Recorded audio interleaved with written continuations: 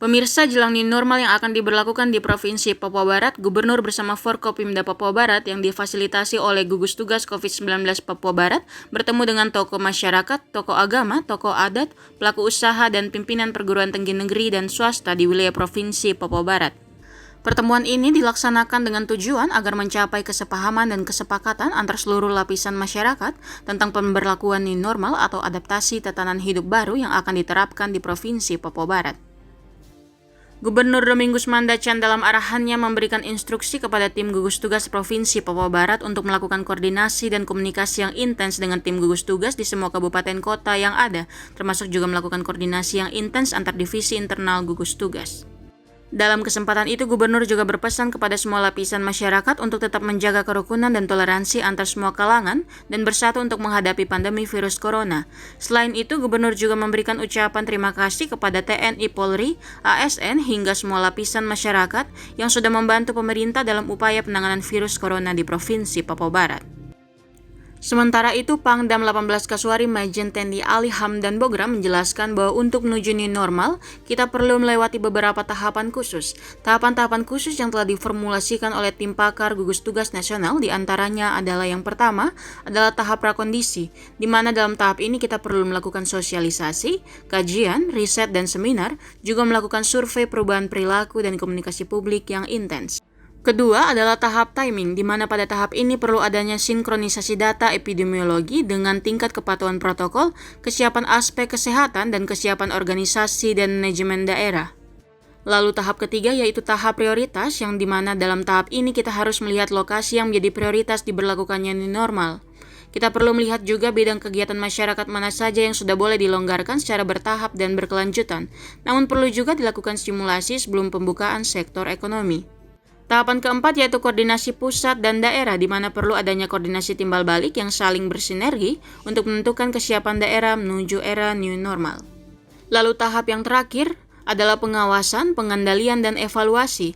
Hal ini memerlukan perhatian khusus dari pemerintah dan gugus tugas. Selain itu, pada kesempatan yang sama, Kapolda Papua Barat Brigjen Pol Torna Gogo Sihombing juga menambahkan bahwa pertemuan yang diadakan hari Senin 15 Juni 2020 itu bertujuan untuk mengajak seluruh lapisan masyarakat untuk melihat transparansi tim gugus tugas Provinsi Papua Barat dalam upaya penanganan COVID-19. Dalam kaitannya dengan persiapan pemerintah menuju new normal, Brigjen Pol Sihombing menegaskan bahwa tanpa adanya disiplin dan kepatuhan masyarakat, maka apapun upaya yang dilakukan oleh pemerintah akan sia-sia. Ketahanan kesehatan, ketahanan pangan, dan ketahanan keamanan menjadi konsentrasi pemerintah dan tim gugus tugas dalam usaha penanganan COVID-19 di Papua Barat.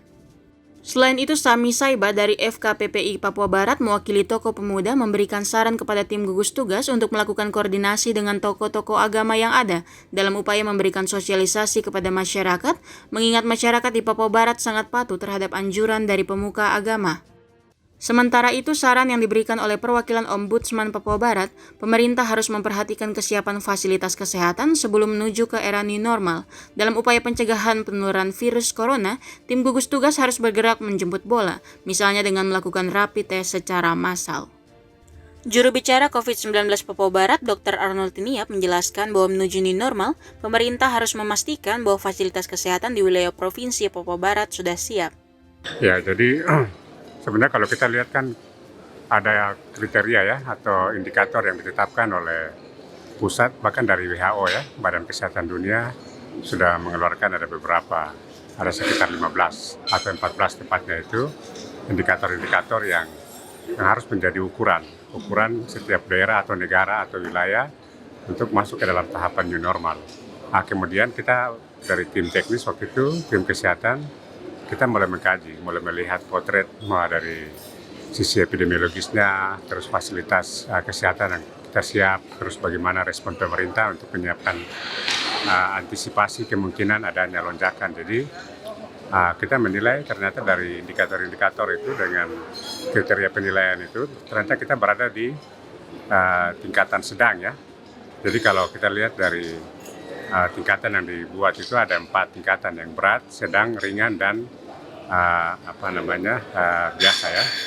Jadi ternyata kita semua Papua Barat ini, meskipun termasuk juga 4 kabupaten yang dalam tanda petik di infografis itu belum ada melaporkan data. Nah, setelah kita menghitung ternyata memang kita seluruhnya masih zona sedang. Nah, sekarang yang jadi catatan bahwa sampai sejauh mana kita respon pemerintah dan kesiapan kita untuk masuk ke dalam tahapan yang sebenarnya kita dalam tanda petik belum siap sebenarnya.